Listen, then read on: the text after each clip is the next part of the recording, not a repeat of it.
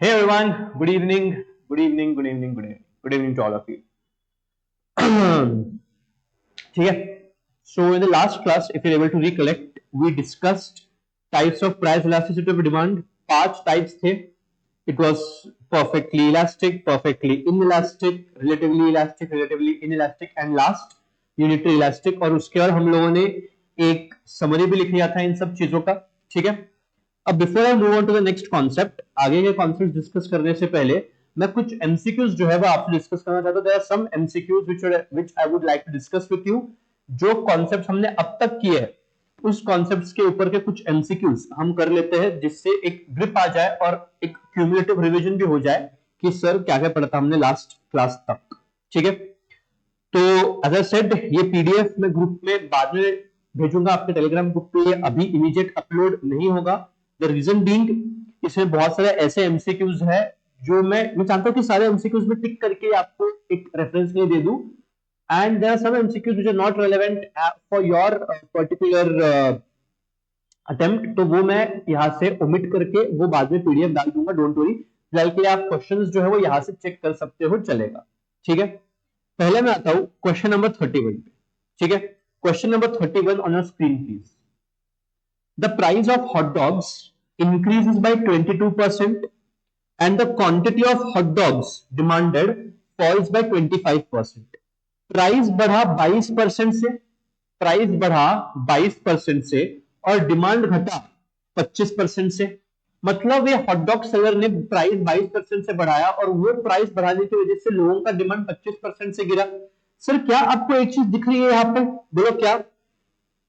कहीं ना कहीं percentage change in quantity is more than percentage change in price.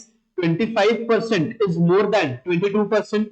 तो सर हमने पढ़ा था कि जब change in quantity is more than change in price, जब change in quantity is more than change in price, वो क्या होता है? वो होता है आपका इलास्टिक डिमांड. वो क्या होता है आपका?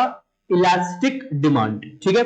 तो क्वेश्चन यही पूछ रहा है कि ये जो केस है, इस केस के लिए it indicates that demand for hot dogs is what? Demand for hot dogs is particularly elastic demand. Sir क्यों इलास्टिक? बिकॉज इलास्टिक डिमांड के केस में ही आपका जो परसेंटेज चेंज इन क्वांटिटी है वो ज्यादा होता है as compare to percentage change in price. ठीक है. नेक्स्ट क्वेश्चन आप देखेंगे, क्वेश्चन 38. क्वेश्चन 38 एक ऐसा क्वेश्चन है जो बहुत ही बढ़िया क्वेश्चन है. It's a very good question. Question number 38. What will happen in the rice market? Rice market में क्या होगा if buyers are expecting higher rice prices in the near future? What will happen in the rice market if the buyers are expecting higher rice prices in the near future? Buyers क्या expect कर रहे हैं sir? Buyers ये expect कर रहे हैं कि आगे जाके जो राइस है उस राइस का प्राइस जो है वो बढ़े. Buyers are expecting that in the near future the price of rice will increase. So हमने एक डिटरमिनेंट पढ़ा था, अगर आपको याद है तो, कंज्यूमर्स एक्सपेक्टेशंस करके. कंज्यूमर्स एक्सपेक्टेशन करके हमने एक पॉइंट पढ़ा था और उस पॉइंट में हमने ये डिस्कस किया था when consumers expect a price rise, when consumer expect a price rise, they will increase the demand. They will increase the demand. जब कंज्यूमर्स ये एक्सपेक्ट कर रहे हैं कि आगे जाके प्राइसेस बढ़ने वाले, जब कंज्यूमर्स एक्सपेक्ट कर रहे हैं कि आगे जाके प्राइसेस बढ़ने वाले हैं, तो कंज्यूमर्स क्या करेंगे? कंज्यूमर्स करंट लेवल पे अपना डिमांड जो है वो करंट लेवल पे अपना डिमांड बढ़ा लेंगे. ठीक है. तो when consumers expect a price rise they will increase the demand. तो अगर कंज्यूमर ऐसा सोच रहे हैं कि आगे जाके राइस का प्राइस बढ़ने वाला है, कंज्यूमर सोच रहे हैं कि आगे जाके राइस का प्राइस बढ़ने वाला है, तो क्या मैं इससे लिख सकता हूं current demand for rice, current demand for rice will increase, current demand for rice will increase. Because एक कंज्यूमर क्या सोचता है कि यार आगे जब प्राइस बढ़ने वाले हैं तो आगे जाके परचेस क्यों करूं, अभी परचेस कर लेता हूं जिससे मुझे कंपैरेटिवली लो प्राइस पे राइस मिल जाएगा. तो when the consumers expect the rise in the rice price, they will demand rice for more. उनका डिमांड फॉर राइस बढ़ जाएगा. तो क्वेश्चन आपसे पूछ रहा है option A, the demand for rice will increase and the demand curve will shift to right. The demand for rice will decrease and demand curve will shift to left. The demand for rice will be unaffected as it is a necessity. The demand for wheat will increase and the demand curve will shift to right. बच्चों पहली बात, ये wheat की जो बात हो रही है यहाँ पे, ये wheat का totally irrelevant है. So demand for rice will be unaffected. Sir ये भी सही नहीं लग रहा है. बचा ऑप्शन ए और ऑप्शन बी. सर हमने तो यहाँ पे ऊपर लिखना है ना सर कि current demand for rice will increase, और ऑप्शन बी बोल रहा है the demand for rice will decrease. तो सर कहीं ना कहीं ऑप्शन बी भी जो है, ऑप्शन बी भी गलत हो चुका है. तो सर करेक्ट ऑप्शन क्या है यहाँ पे? आपका करेक्ट ऑप्शन बनता है option A, the demand for rice will increase and the demand curve will shift to right. अगर आपको कुछ याद आ रहा है बच्चों, अगर आप रिकलेक्ट कर पा रहे हो, तो हमने इंक्रीज इन डिमांड करके एक कॉन्सेप्ट पढ़ा था, याद है आपको? Increase in demand. Increase in demand का मतलब क्या? सर प्राइस कांस्टेंट है, प्राइस चेंज नहीं हो रहा, प्राइस छोड़ के बाकी के कुछ फैक्टर्स हैं जिनकी वजह से अपना डिमांड बढ़ रहा है. तो सर हमने देखा था कि ये अपना ओरिजिनल डिमांड है. और सर इंक्रीज इन डिमांड मतलब demand curve shift to right, D2 हो गया. तो सर जब D1 टू D2 शिफ्ट होता है, क्या हमने इसको इंक्रीज इन डिमांड बोला था? Answer is yes. और याद करो था increase in demand occurs because of reasons other than price changes. तो यहां पे बच्चों, यहां पे देखो यार, बायर्स एक्सपेक्टेशन है, तो फैक्टर क्या है यहाँ पे? फैक्टर है determinant of demand is consumers expectation. Consumer सोच रहे हैं कि प्राइस बढ़ने वाला है, प्राइस एक्चुअल में चेंज नहीं हुआ है. कंज्यूमर सोच रहे हैं कि आगे जाके प्राइस चेंज हो सकता है. तो this is a factor other than price. ये फैक्टर क्या है आपका? Consumer expectation. तो इसीलिए आपका डिमांड कर्व जो है वो राइट में शिफ्ट होता है, इसलिए आपका डिमांड कर्व जो है वो राइट में शिफ्ट होता है. तो the answer is demand for rice will increase and the demand curve will shift to what? Right. ठीक है, ठीक है. तो 38 वाला क्वेश्चन अच्छा था. 38 वाला क्वेश्चन आपके इंक्रीज डिक्रीज इन डिमांड के ऊपर था. 38 वाला जो क्वेश्चन है it was on your increase and decrease of demand के ऊपर का सवाल था. नेक्स्ट, मैंने आपको लिखा कि जैसे डिटरमिनेंट्स ऑफ डिमांड में, अगर मैं आपको एक बार दिखा दूं, डिटरमिनेंट्स ऑफ डिमांड में मैंने ये पॉइंट आपको लिखा के दिया था जब हम taste and preference of consumers का पॉइंट पढ़ रहे थे. When we were discussing the point related to the taste and preference of consumers, हमने यहाँ पे एक पॉइंट पढ़ा था कि सर इन तीनों गुड्स को, ये snob effect, Veblen effect, prestigious goods, इन सब गुड्स को हम बोलते हैं कॉन्स्पिक्यूअस गुड्स. तो यहाँ पे क्वेश्चन पूछ रहा है dash goods are called as conspicuous goods.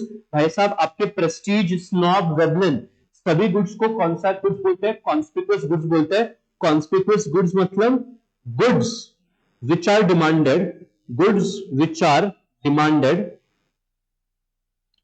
To show off और society status, societal status maintain करने के लिए जो गुड्स को हम डिमांड करते हैं उन गुड्स को बोलते हैं कॉन्स्पिक्यूअस गुड्स. नेक्स्ट क्वेश्चन में लेके जाऊंगा आपको क्वेश्चन नंबर 48. क्वेश्चन नंबर 48 देख लेना. The diagram given below shows what. नीचे आपको डायग्राम दिया है, ये डायग्राम क्या दिख रहा है? क्या आपको इस डायग्राम में दो डिमांड कर्व दिख रहे हैं? यस सर, एक D1 एक D2. क्या देखो शिफ्ट कैसे है? सर शिफ्ट तो हमको लेफ्ट दिख रहा है. तो डायग्राम से हम क्या समझ रहे हैं? डायग्राम से हम ये समझ रहे हैं कि there is a leftward shift of demand curve. कहीं ना कहीं there is a leftward shift in the demand curve. Demand curve में एक लेफ्टवर्ड शिफ्ट आ रहा है, डिमांड कर्व में जो है एक लेफ्टवर्ड शिफ्ट आ रहा है. और सिर्फ इस मैकेनिज्म को हम बोलते हैं decrease in demand. This mechanism we call what? Decrease in demand. इसको अपन बोलते हैं decrease in demand. Sir demand decrease क्यों होता है? डिक्रीज इन डिमांड का मतलब क्या होता है? When demand falls due to reasons other than price changes. याद करो, प्राइस छोड़ के बाकी के फैक्टर्स की वजह से अगर डिमांड बढ़ रहा है उसको इंक्रीज इन डिमांड बोलेंगे. प्राइस छोड़ के बाकी के फैक्टर्स की वजह से अगर डिमांड गिर रहा है तो उसको डिक्रीज इन डिमांड बोलेंगे. तो सर यहाँ पे डिक्रीज इन डिमांड कैसे आपने बोला? बिकॉज शिफ्ट क्या था? शिफ्ट लेफ्टवर्ड शिफ्ट था। याद करो जब इंक्रीज डिक्रीज होता है तो डिमांड का आपका शिफ्ट होता है, इंक्रीज राइट डिक्रीज लेफ्ट। तो यहां पे आपका डिक्रीजिंग डिमांड है, तो demand falls due to reasons other than price. तो आपको यहां पे पढ़ने है कि यार ये डायग्राम जो नीचे दिया गया है वो चारों में से कौन सा ऑप्शन की बात कर रहा है, चारों में से वो कौन से ऑप्शन की बात कर रहा है आपको पढ़ना है। फर्स्ट ऑप्शन देखो, a change in demand which may be caused by rise in the income and goods is normal goods। बच्चों हमने पढ़ा था, बच्चों हमने एक पॉइंट पढ़ी थी, क्या पॉइंट रे, क्या पॉइंट पढ़ा था हम लोगों ने, तो हमने ये पॉइंट पढ़ा था कि अगर आपका इनकम बढ़ेगा तो नॉर्मल गुड्स और लग्जूरियस गुड्स के डिमांड बढ़ेगा। सर कहां पढ़ा था ये पॉइंट, पकड़ पकड़ के मारूंगा तुमको, यहां पे पढ़ा था हम लोगों ने। ये देखो, ये मैंने यहां पे आपको चार्ट बना के दिया था, income of consumer, income of consumer as the income rises demand for these goods will also rise. तो सर ये क्वेश्चन बोल रहा है, ये क्वेश्चन बोल रहा है कि change in demand caused by rise in the income, मतलब इनकम बढ़ रहा है जिस वजह से डिमांड चेंज हो रहा है। बच्चों अगर इनकम बढ़ रहा है और गुड्स आपका नॉर्मल गुड्स है तो बच्चों आपका डिमांड बढ़ना चाहिए ना यार। In this case, in this case demand must increase, in this case demand must increase. But यहां पे आपका दिख क्या है, यहां पे दिख ये रहा है कि डिमांड घट रहा है, तो इसलिए पहला ऑप्शन जो है, पहला ऑप्शन गलत हो गया। Second option, a shift of the demand curve, ठीक है सर शिफ्ट लग रहा है, caused by fall in the price of a complementary goods। तो एक कॉम्प्लीमेंट्री गुड्स है जिसका प्राइस गिरा है। अब अंडरस्टैंड करना, मैंने आपको एग्जांपल दिया था, पेन और रिफिल, ये आपके कॉम्प्लीमेंट्री गुड्स होते हैं। एक सेकंड मेरे को देना, कुछ कॉल आ रहा है, एक सेकंड एक सेकंड एक सेकंड, यहीं पे हूं मैं।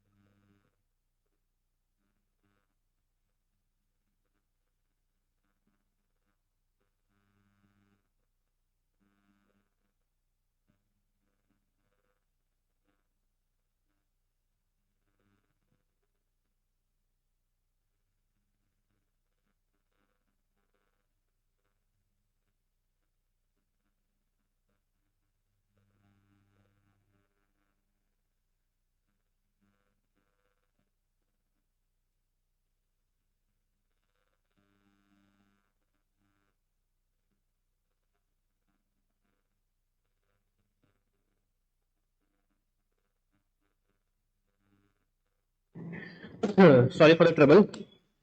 अच्छा, एक्चुअली सीए फाउंडेशन का पेपर था इकोनॉमिक्स का, मतलब है अभी।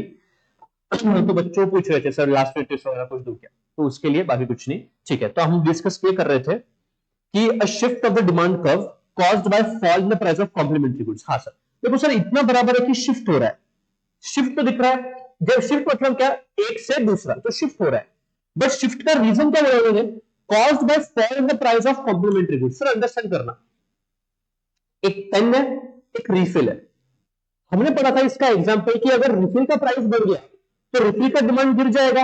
बट यार बिना रिफिल के आप पेन नहीं चला सकते, तो अगर रिफिल का प्राइस बढ़ गया तो पेन का डिमांड गिरेगा।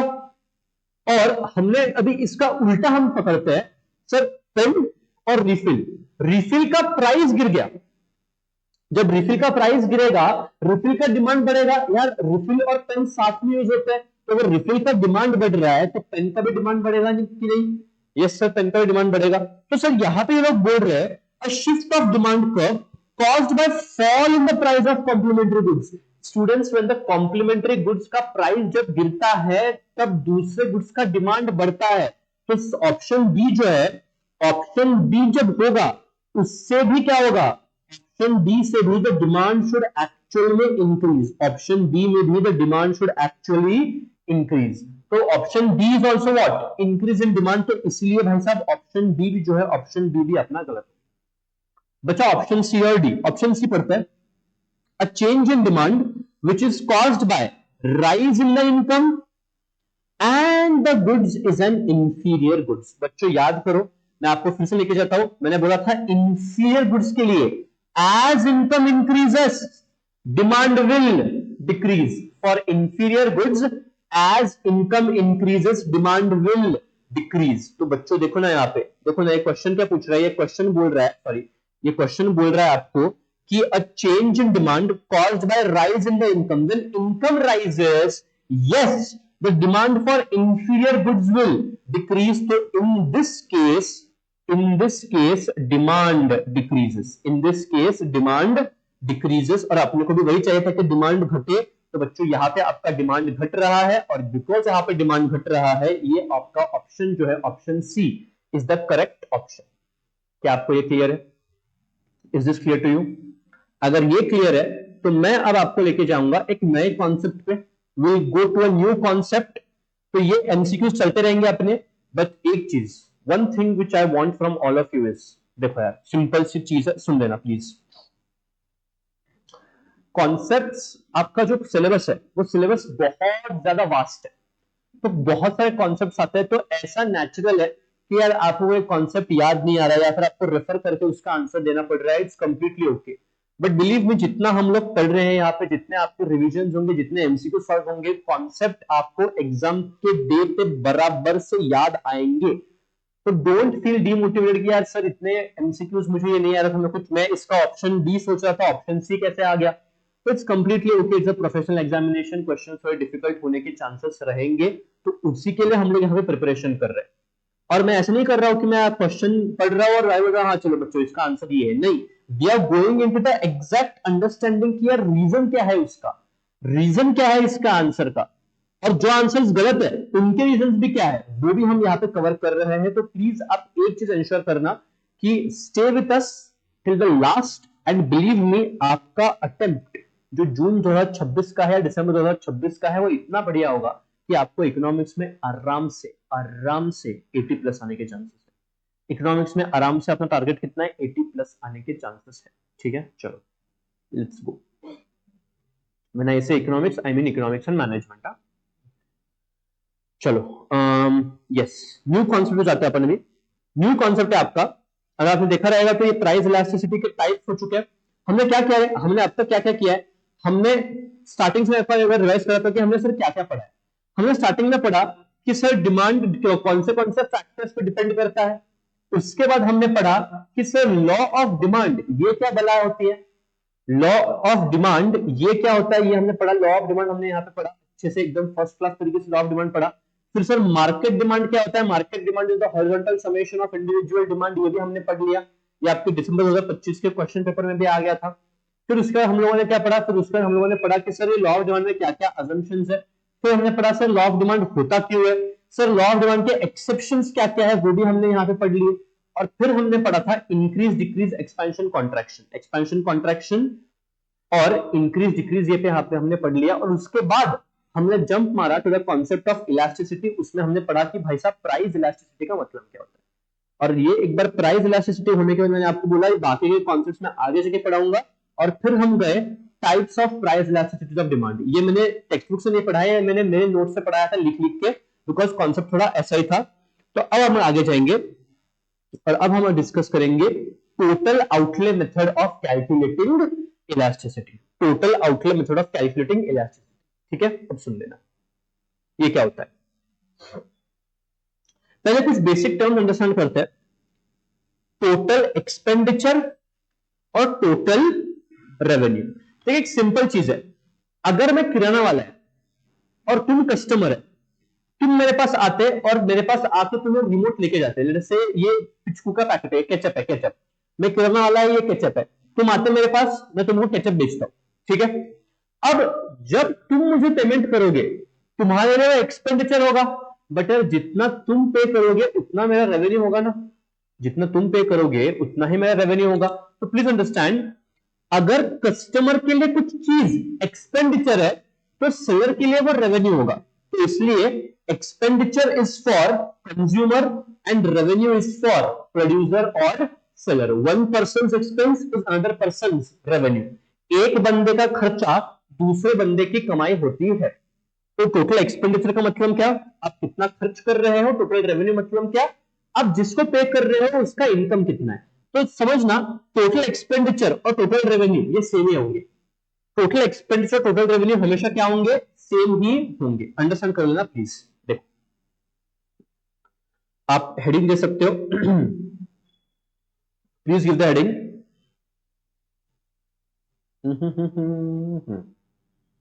हेडिंग दे देना, टोटल आउटले। सर आउटले का मतलब क्या, आउटले का मतलब होता है एक्सपेंडिचर, आउटले का मतलब होता है एक्सपेंडिचर। तो टोटल आउटले और total expenditure method of calculating elasticity, total outlay और total expenditure method of calculating elasticity understand करना। Understand this price please. एक प्रोडक्ट है, प्रोडक्ट ए जिसका प्राइस है 100 रुपए का, प्रोडक्ट ए जिसका प्राइस कितना है 100 rupees is the price of product ए।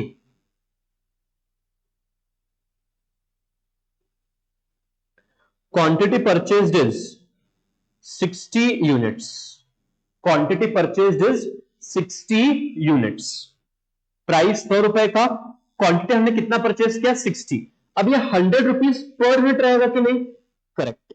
तो सर हमने इसके ऊपर टोटल खर्च कितना किया, टोटल एक्सपेंडिचर कितना हुआ, price into quantity, that is 100 into 60। बच्चों ये हो गया आपका 6000, ये क्या हो गया आपका 6000 रुपए आपका टोटल क्वांटिटी परचेज्ड है।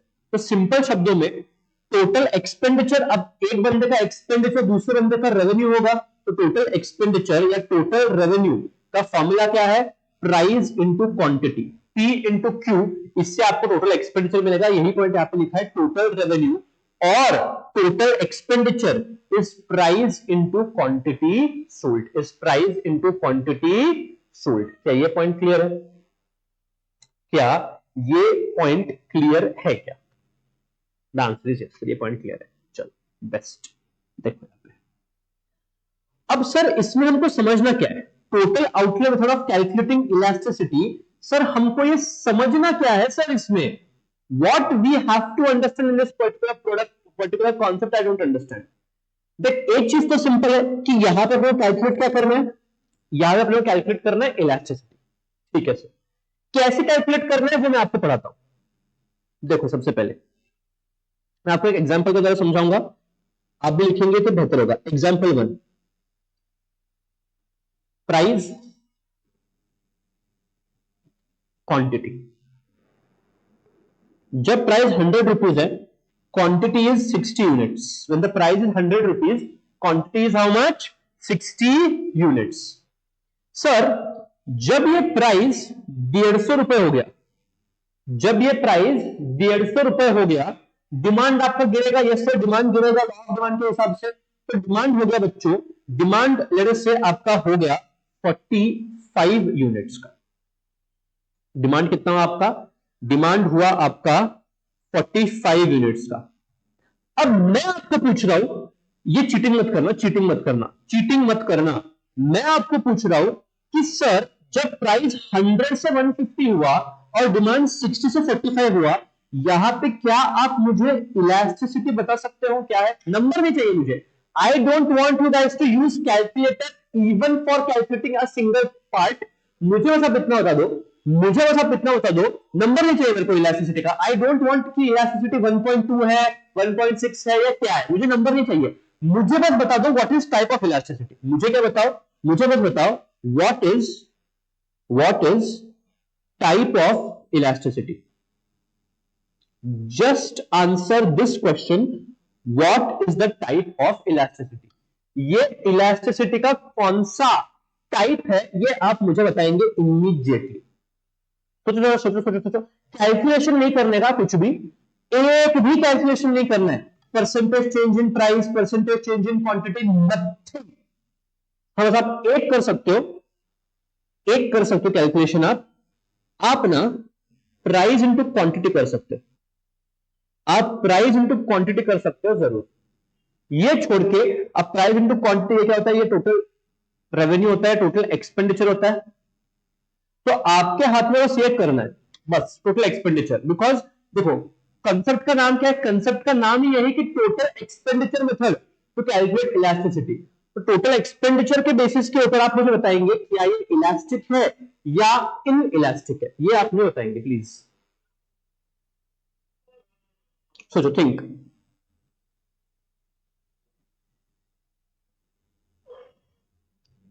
आई am giving you time to think, please सोचो.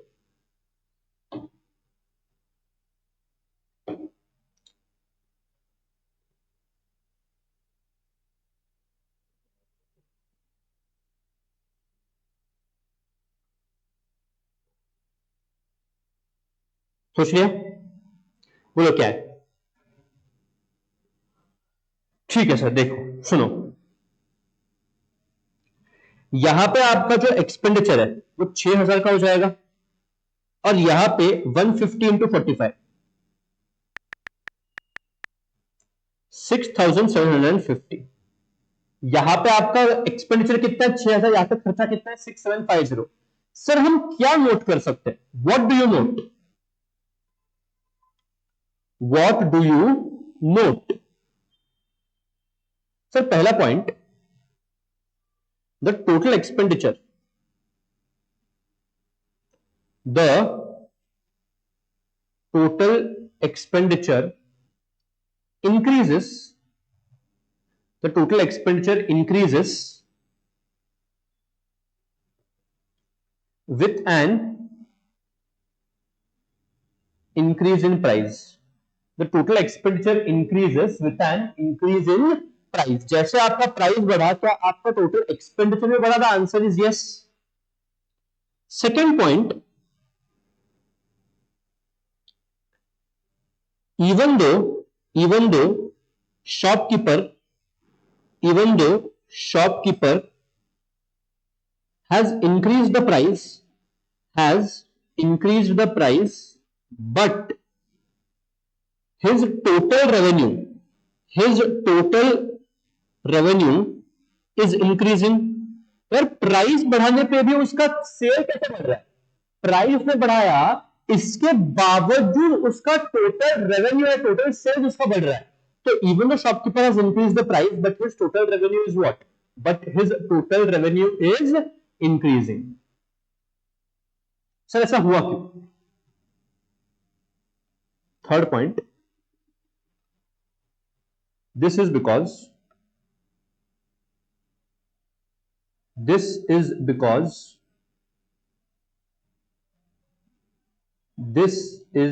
because दिस इज बिकॉज, लिखो जो लिख रहा हूं important, this is because the price effect is stronger than QT effect. The price effect is stronger than quantity effect. Sir मतलब क्या? यार देख, अब देखो यार, अगर प्राइस बढ़ाने पे भी आपका रेवेन्यू बढ़ रहा है, अगर प्राइस बढ़ाने से भी आपका रेवेन्यू बढ़ रहा है, मतलब एक चीज हो रहा है कि लोगों को फर्क नहीं पड़ रहा है, कुछ लोगों को फर्क नहीं पड़ रहा है, वो इंक्रीज हुए प्राइस से भी प्रोडक्ट को डिमांड करना चाहता है। देखो ना यार, प्राइस आपका अगर 100 से 150 हो गया, डिमांड सिर्फ 15 यूनिट गिर रहा है, मतलब अभी भी 45 यूनिट्स का डिमांड ऐसा है जिनको फर्क नहीं पड़ता, उनका प्राइस बढ़ गया। तो अगर प्राइस बढ़ने पर रेवेन्यू बढ़ रहा है, मतलब कहीं ना कहीं प्राइस और क्वांटिटी में स्ट्रांग कौन है? प्राइस और क्वांटिटी में स्ट्रांग है आपका बेसिक प्राइस। प्राइस और क्वांटिटी में आपका स्ट्रांग क्या है? प्राइस। ठीक है, सिंपल एनालॉजी टू अंडरस्टैंड। जैसे एक डिक्टेटर है और एक डेमोक्रेसी है, एक डिक्टेटर है और एक डेमोक्रेसी है। समझ थोड़ा अपन सिविक्स में जाते हैं। एक डिक्टेटर, एक डेमोक्रेसी। तो डिक्टेटरशिप में क्या होता है? डिक्टेटरशिप में सिंगल पर्सन हैज मोर और strong effect on any policies. तो सिंगल पर्सन ने जो बोला वो होगा। तो सिंगल पर्सन हो गया आपका प्राइस इफेक्ट, जहां पे प्राइस जो है, प्राइस इज द ड्राइवर। जैसे प्राइस बोलेगा वैसे आपका रेवेन्यू बोलेगा। मतलब अगर प्राइस बढ़ा तो रेवेन्यू बढ़ेगा। और दूसरा होता है डेमोक्रेसी, जहां पे जनता के हिसाब से डिसीजन ले जाता है। तो जनता मतलब हो गया आपका क्वांटिटी। मतलब क्या सर? अगर क्वांटिटी गिरेगा तो रेवेन्यू गिरेगा, बट क्या यहां पे ऐसा हो रहा है? The answer is no. यहां प्राइस बढ़ रहा है और रेवेन्यू बढ़ रहा है। मतलब हम कहना चाहते हैं कि यहां पे प्राइस इफेक्ट जो है वो आपके क्वांटिटी इफेक्ट से क्या है? स्ट्रांग है। तो बच्चों, सुनो, सुन लेना। When the price effect is more than quantity effect, अब आएगा इसका conclusion. Demand is inelastic. Demand is what? Inelastic. जब price effect is more than quantity effect, your demand will be inelastic. Your demand will be what? Inelastic. तो इसीलिए बच्चों, तो इसीलिए जब जब आपका डिमांड इनइलास्टिक रहेगा, जब जब आपका डिमांड इनइलास्टिक रहेगा, प्राइस बढ़ने पे आपका रेवेन्यू भी क्या होगा? बढ़ेगा। प्राइस बढ़ने पे आपका रेवेन्यू भी क्या होगा? बढ़ेगा। क्या ये पॉइंट आपको क्लियर है? क्या ये पॉइंट आपको क्लियर है? क्या इफ ये पॉइंट आपको क्लियर है तो मैं आपको यहां पे ये फिर से रिवाइज कराता हूं कि हुआ क्या। सर हुआ ये कि प्राइस बढ़ा, डिमांड गिरा। प्राइस बढ़ा, डिमांड गिरा। डिमांड गिर रहा है इसके ऊपर हूं नहीं, मुझे इसमें कोई डाउट नहीं है। प्राइस बढ़ेगा तो डिमांड गिरेगा, बट सर प्राइस बढ़ने पर रेवेन्यू कैसे बढ़ रहा है? प्राइस बढ़ने पे रेवेन्यू कैसे बढ़ रहा है बच्चों? रेवेन्यू इसलिए बढ़ रहा है बिकॉज अगर price effect is more then what? Quantity effect. यहां पे price effect is stronger than what? Quantity effect. मतलब क्या? आपका demand in elastic. In elastic मतलब क्या सर? वो चेंज नहीं हो रहा। अगर आपको मालूम है इन इलास्टिक में हमने क्या पढ़ा था सर? बोलिए, इन इलास्टिक में हमने क्या पढ़ा था सर? इन इलास्टिक में हमने ये पढ़ा था कि percentage change in price is more than percentage change in quantity. Percentage change in price is more than percentage change in quantity. क्या यही पॉइंट आपका इन इलास्टिक डिमांड मैंने पढ़ाया है आपको? क्या मैंने यही आपको इन इलास्टिक डिमांड में पढ़ाया है? The answer is yes sir. आप जाकर रेफर कर लो, यही पढ़ाया, आपने यही लिखा भी रहेगा।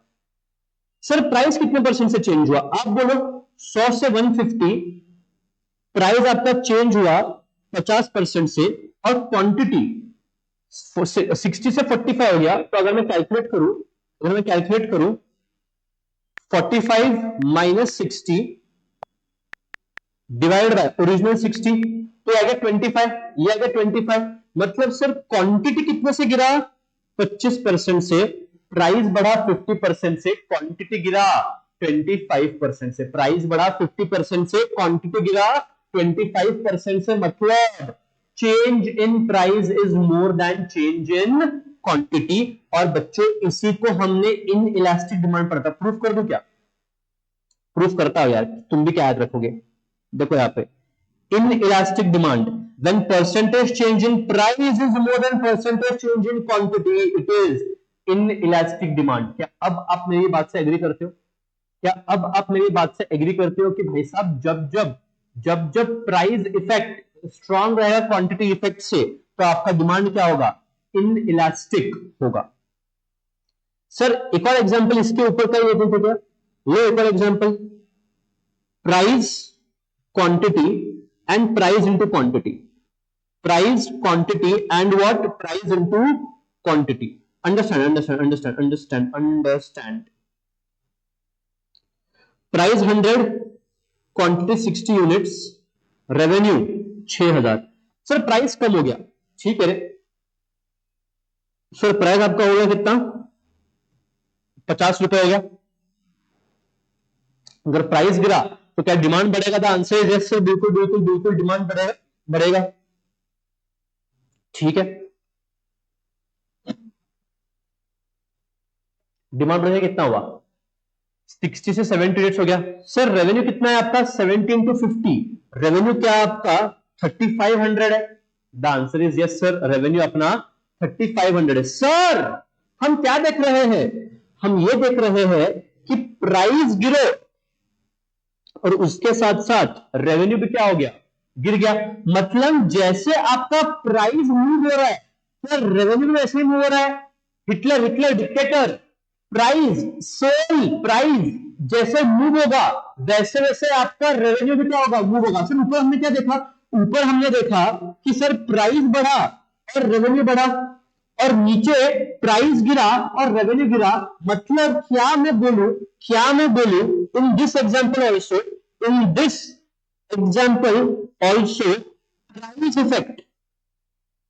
Price effect is more than quantity effect. Yes, और जब जब प्राइस इफेक्ट क्वांटिटी इफेक्ट से ज्यादा रहेगा तब तब आपका डिमांड क्या होगा? तब तब आपका डिमांड जो होगा वो होगा इन इलास्टिक डिमांड। तब तब आपका डिमांड क्या होगा? In elastic demand. तब तब आपका डिमांड जो है वो इन इलास्टिक डिमांड होगा। और अब जो है, अब मैं आपको यहां पे समरी लिखा के दूंगा। अब मैं आपको यहां पे समरी बोल रहा हूं। In case of in elastic demand, in case of inelastic demand, increasing the price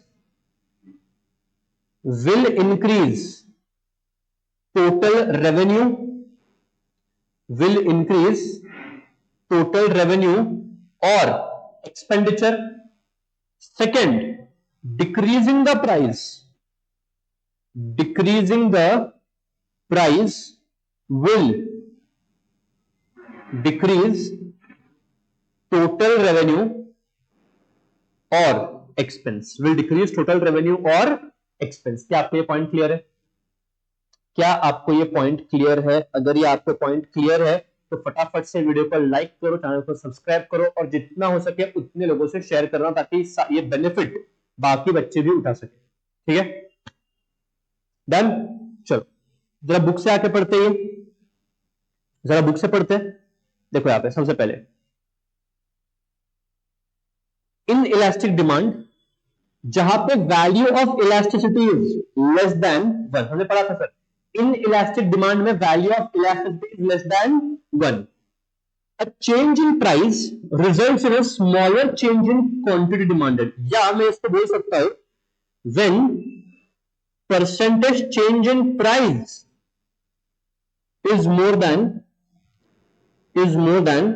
percentage change in quantity, is more than percentage change in quantity।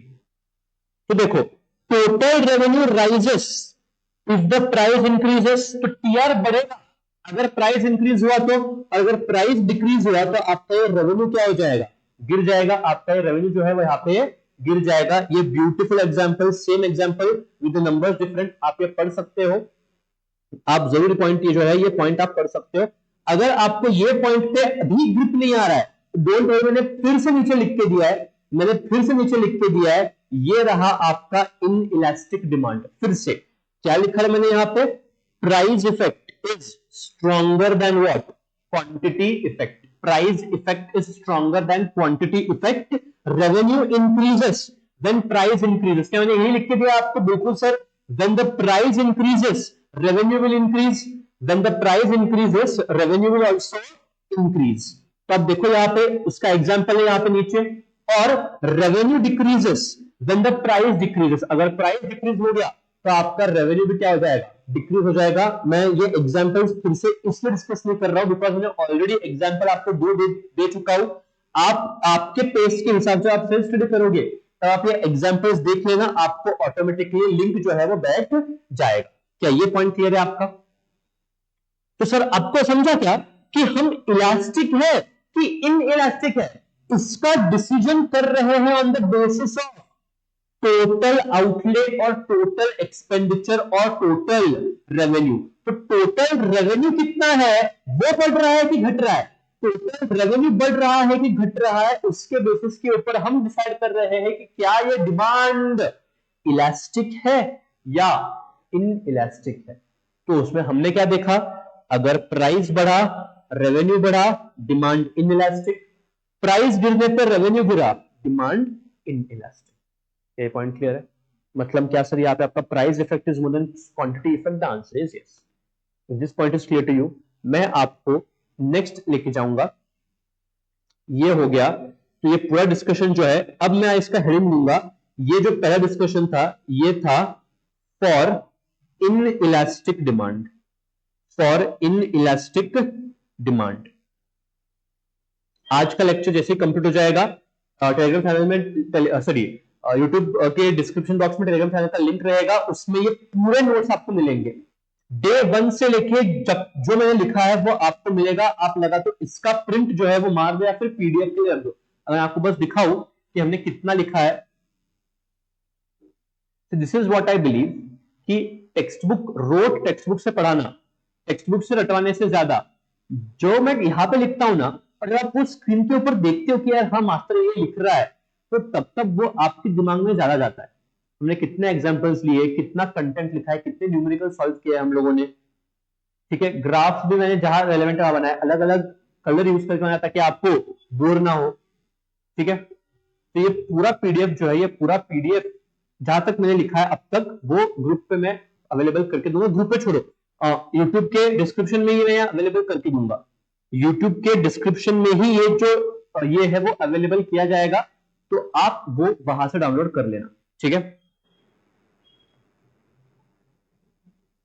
चलो नेक्स्ट कॉन्सेप्ट अपन जाते हैं अभी। तो यहां पे अपना इन इलास्टिक डिमांड हो गया। यहां पे नेक्स्ट अपन पढ़ेंगे इलास्टिक डिमांड। नेक्स्ट अपन क्या पढ़ेंगे बच्चों? Elastic demand.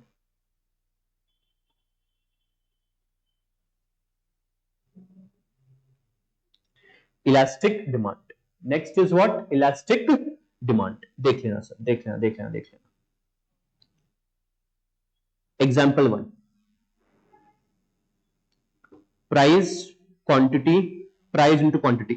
मेरे होशियार बच्चों को ऑलरेडी समझ चुका है, मेरे होशियार बच्चों को ऑलरेडी समझ चुका है कि मास्टर क्या करने वाला है। इधर price 100, quantity 60, revenue 6000 rupees, revenue 6000 rupees. Price बढ़ के हो गया 150 रुपया, प्राइस बढ़ के क्या हो गया? 150 रुपये हो गया सर। क्वांटिटी जो है वो हो गया 30 यूनिट्स, 30 नहीं, जैसे आपका क्वांटिटी हो गया 25 यूनिट्स। क्वांटिटी कितना हुआ? 25 यूनिट। सर 150 इंटू 25 करोगे? करते हैं sir. 150 into 25 3750। Sir wait, price increases but sir why the revenue decreases? Price बढ़ गया सर, प्राइस बढ़ गया, रेवेन्यू क्यों गिरा? प्राइस बढ़ गया तो रेवेन्यू क्यों गिरा? बिकॉज बोल करेक्ट सोचा, बोल प्रेम कर, क्या बोला? करेक्ट बोला, करेक्ट बोला उसने, आपने करेक्ट सोचा। In the above example, in the above example, क्या सोचा है तुम लोगों ने? Quantity effect is stronger than price effect. Quantity effect is stronger than price effect. नमूनों, क्वांटिटी गिरा और उसके साथ साथ रेवेन्यू भी गिरा, मतलब क्वांटिटी का इंपैक्ट यहां पे ज्यादा है डेमोक्रेसी और डिक्टेटरशिप में। डेमोक्रेसी जो बोलेगा वैसे पॉलिसी होगा, तो डेमोक्रेसी माने क्वांटिटी, डिक्टेटर माने प्राइस। तो अगर डिक्टेटर स्ट्रांग था तो जैसे प्राइस मूव होगा वैसे रेवेन्यू मूव होगा, ये हमने पढ़ लिया कहां पे? इन इलास्टिक डिमांड में। बट इलास्टिक डिमांड बोलता है जैसे क्वांटिटी मूव होगा वैसे आपका टोटल रेवेन्यू जो है वो डिसाइड किया जाएगा, मतलब यहां पे quantity effect will be more than what? Price effect. तो सर यहां पे मैं आपको डायरेक्टली, अब मैंने ऊपर जो इनइलास्टिक डिमांड है वो मैंने बहुत डिटेल में आपको समझाया था, बहुत डिटेल में लिखा था, अब मैं फिर से वो लिख नहीं रहा हूं, मैं यहां डायरेक्टली समझ लिखूंगा। आई होप आपको समझ गया रहेगा, या 100% समझ गया रहेगा आपको। तो मैं यहां पे क्या समझ लिख रहा हूं बच्चों? For elastic demand, for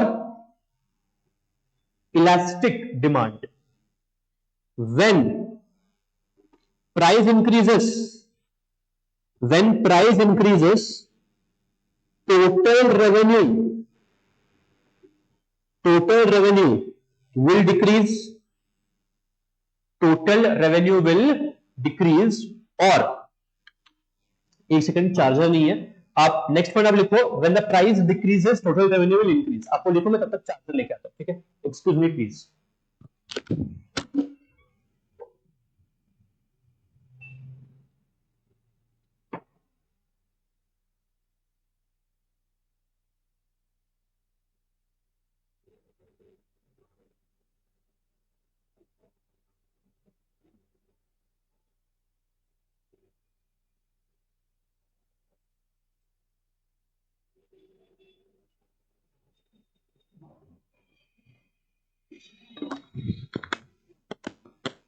yes,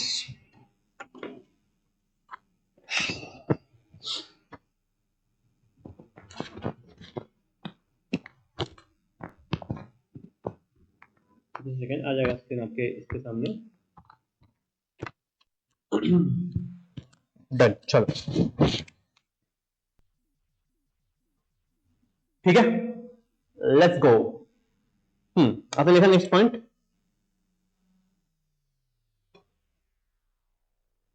when price decreases total revenue will increase, when price decreases total revenue will what? Increase। क्या आपको ये पॉइंट क्लियर है? तो ये हो गया आपका इलास्टिक डिमांड के लिए।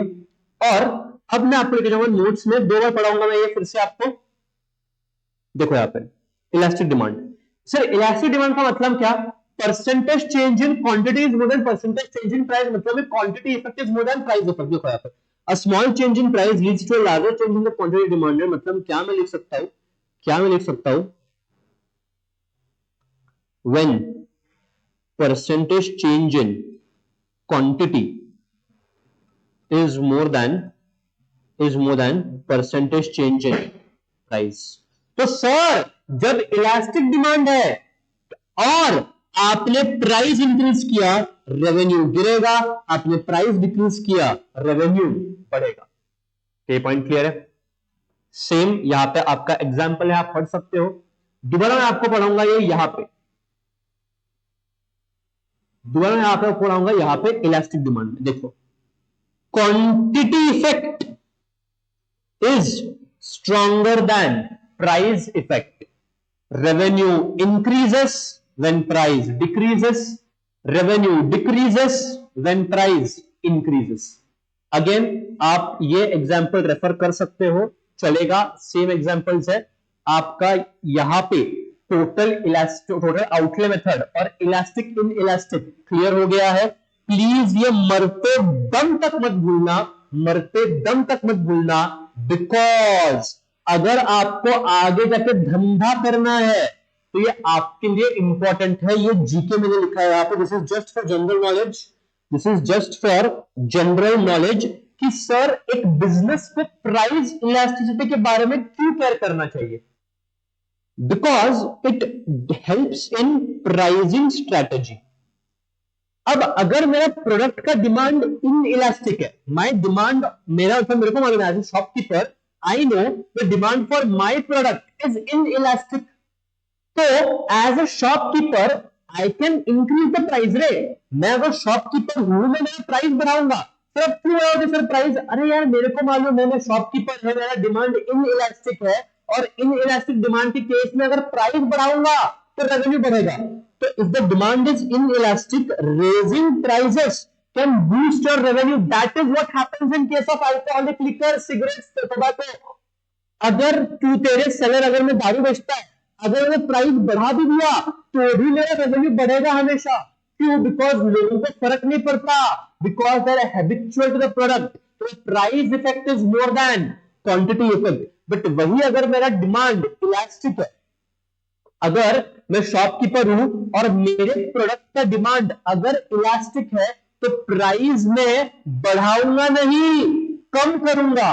बिकॉज मुझे मालूम है अगर मैं शॉपकीपर हूं, मेरा डिमांड प्रोडक्ट का इलास्टिक है, मैंने प्राइस बढ़ाया, रेवेन्यू गिरेगा। तो अगर मुझे सेल्स बढ़ाने हैं तो लोअरिंग द प्राइसेस में increase my total revenue, lowering the prices में इंक्रीज माय टोटल रेवेन्यू। तो ये प्राइस इफेक्ट और क्वांटिटी इफेक्ट की वजह से आपका ये टोटल इलास्टिसिटी और टोटल आउटले में थोड़ा कैलकुलेटिंग इलास्टिसिटी आता है। क्या आपको ये पॉइंट क्रिस्टल क्लियर है? एक बार लास्ट है यूनिट इलास्टिसिटी, और पढ़ के अपन आज का लेक्चर खत्म करेंगे। तो समझ लेना लास्ट कॉन्सेप्ट फॉर टुडे हमने देखा इन इलास्टिक डिमांड के केस में क्या होगा, इलास्टिक डिमांड के केस में क्या होगा। अब मैं आपको लेके चलता हूं third point, unitary elastic demand. Unitary elastic demand, अगर आपको याद है तो हमने इसमें क्या पढ़ा था? हमने इसमें पढ़ा था कि percentage change in price is equal to percentage change in quantity. बच्चों क्लिक हुआ क्या? सर हुआ हुआ हुआ हुआ हुआ, क्या हुआ रे? Price effect is equal to quantity effect. Price effect is equal to quantity effect. Sir example दो ना, price quantity P into Q, 100 rupees 60, your total revenue is 6000। Clear हुआ? क्लियर हुआ? Price becomes 150, quantity is 40, total revenue is 6000। मतलब क्या sir? मतलब क्या sir? Price increase हुआ, हाँ, क्वांटिटी डिक्रीज हुआ, हाँ, बट सर इसमें कोई चेंज आ रहा है क्या? There is no change. Why? Because there is a balance between the price effect and quantity effect. There is a balance between price effect and quantity effect, दोनों में balance है। इसीलिए यहां पे आपका टोटल रेवेन्यू जो है वो अनचेंज्ड है। मतलब आपको बस इतना याद रखना है, इसका एक ही समरी पॉइंट होगा, इसका एक ही समरी पॉइंट होगा, for unitary elastic demand, for unitary elastic demand, irrespective of price increase or decrease, irrespective of price increase or decrease, the total revenue will remain unchanged. The total revenue will remain unchanged. तो चाहे आप price बढ़ाओ या price घटाओ, total revenue में कोई change आएगा क्या? Answer is no. क्यों चेंज नहीं आएगा sir? Because price effect is greater than sorry, price effect is equal to quantity effect, price effect is equal to quantity effect. तो इसीलिए बच्चों याद रखना, यूनिटरी इलास्टिक डिमांड के केस में आप प्राइस को चाहे ऊपर लेके जाओ या नीचे लेके आओ, आपके रेवेन्यू में कोई चेंज आएगा नहीं, रेवेन्यू सेम रहेगा। तो यहाँ पे आपका ये डिस्कशन कंप्लीट होता है, बुक में जाके पढ़ाऊंगा 2 बार। यूनिटरी इलास्टिक डिमांड जहां पे वैल्यू 1 रहता है, proportional change in price causes equal change in quantity demand, मतलब भाई percentage change in price is equal to percentage change in quantity। तो total revenue remains constant despite a price change, तो फर्क नहीं पड़ता, अगर प्राइस 10% से बढ़ा, डिमांड 10% से गिरा, रेवेन्यू जो है वो क्या होगा, सेम रहेगा, revenue remains the same, revenue क्या रहेगा, सेम रहेगा। क्या ये पॉइंट क्लियर है आपका? बिल्कुल सर, बिल्कुल ये पॉइंट क्लियर। दूसरे बार पढ़ाओ, price effect is equal to quantity effect, so total revenue remains unchanged when the price rises. When the price rises or when the price falls, total revenue remains what? Unchanged. Total revenue remains what? Unchanged. ठीक है। और बेहतरीन यहां पे भी मैंने आपको क्या दिया है, यहां पे भी मैंने आपको एक समरी टेबल दिया है for quick reference in the examination, आप ये भी जो है रेफर कर सकते हो। यहां पे है आपका elastic demand, unitary elastic and inelastic demand. देखो क्या लिखा है, अगर प्राइस बढ़ा तो इलास्टिक डिमांड में रेवेन्यू गिरेगा, इन इलास्टिक में रेवेन्यू बढ़ेगा, यहां पे कोई फर्क नहीं आएगा।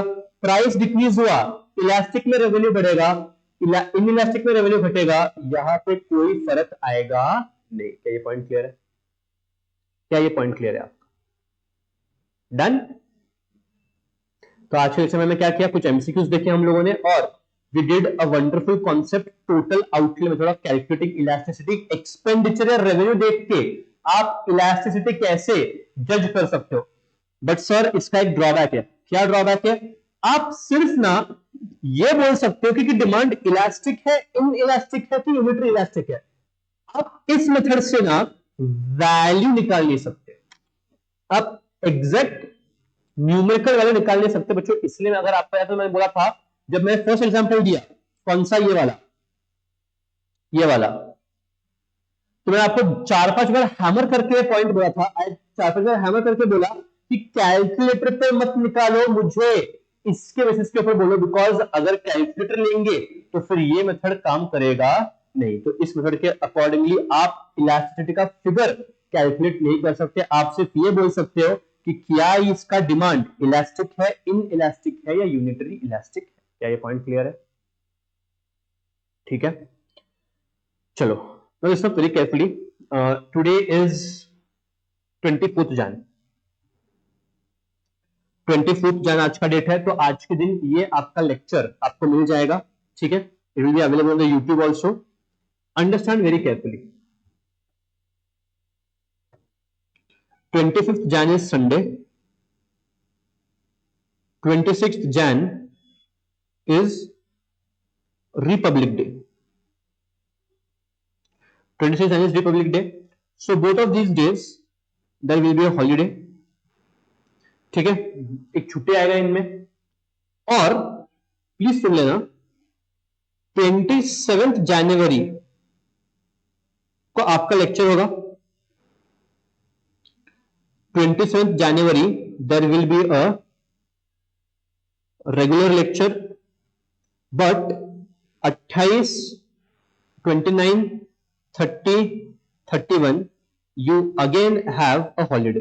ठीक है, आपका ये डे पे अनफॉर्चुनेटली एक हॉलीडे है, you have holidays on these particular dates. तो आपका नेक्स्ट लेक्चर अब होगा कब?